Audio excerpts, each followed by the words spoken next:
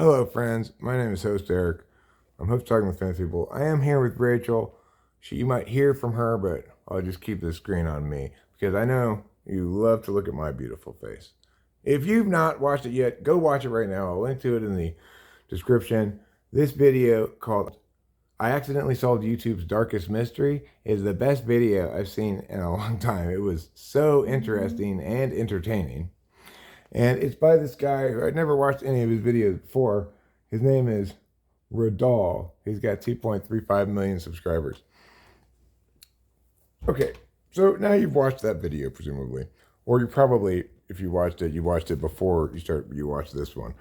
So I'm sure almost everybody who watched that video, and probably people in the comments as well, have said that, I haven't actually read the comments, by the way, have said that obviously the person writing is not a Christian woman, it must be a Muslim woman, because there's not any Christian woman who's going to put an anti-evil eye,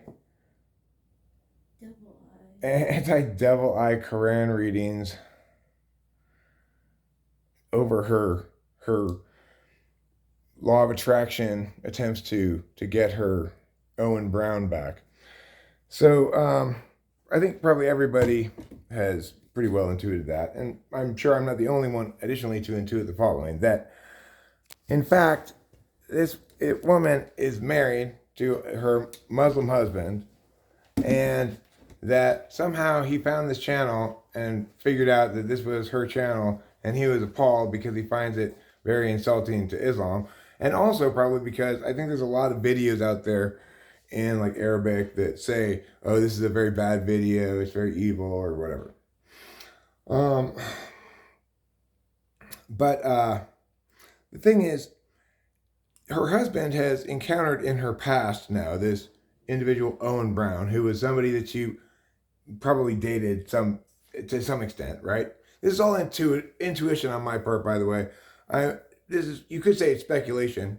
So I don't mean to be suggesting that my intuitive leaps here are fact or proven, but I think this is a reasonable speculation that makes more sense than the story told, right? That her husband is very much over her shoulder as she's engaging with him about this. And that's why in one instance she refers to her relationship with that guy as a mutual crush. And in the other instance she slips up and says that he broke up with her. Or she could have been kind of delusional about the nature of their relationship at the time. And then she additionally says at some point that he tried to get her back later, but she didn't want him anymore. This is apparently, it seems obvious to me, a convenient story one tells one's husband so that the husband doesn't have to deal with the fact that she really loved that guy so much, and if he hadn't dumped her, then she would still be with him. So I think that makes a lot of intuitive sense, right? It also jibes with the name on the email, which was not Sara Ali. And I don't doubt that Radal intuited all this as well. And I'd like to say, I think it's very smart of him to deal with it the way he dealt with it. And just say, well, thank you for your honesty. And just know that obviously the rest of the internet is going to watch the video and draw their own conclusions about it. And you can't outsmart the whole internet. And even if you're going to outsmart the whole internet with your little fake story that's filled with some facts and some lies, then you're going to have to do it a lot more slickly than that, right? Because then she said Owen Brown died in a car accident.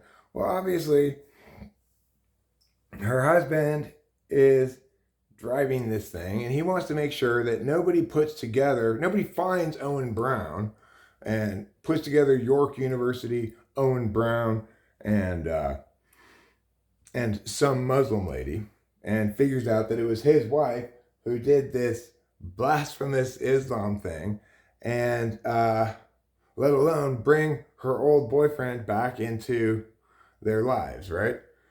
So he's said that he died in a car crash so that nobody looks for him anymore. Unfortunately for Sara Ali and her husband, they spelled Brown with an E at the end. So to the extent that they were having trouble finding this guy and figuring out who these people were looking trying to figure it out before, which I'm sure they were, then probably it's because they didn't put an E on the end. And now it's going to be much more feasible to look these people up and figure out who they all are.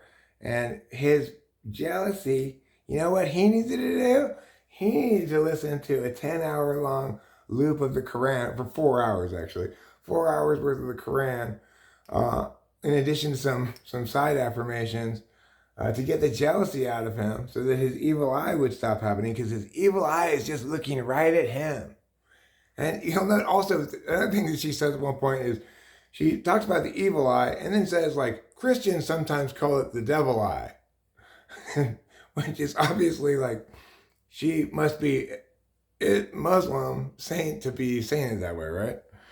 So I know I'm not breaking any revolutionary ground here in explaining this in the way that I'm explaining it. And again, it is just an intuitive conclusion about the whole thing.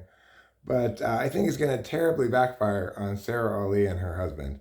And I hope you enjoyed this video. Thanks very much for watching, and have a nice day.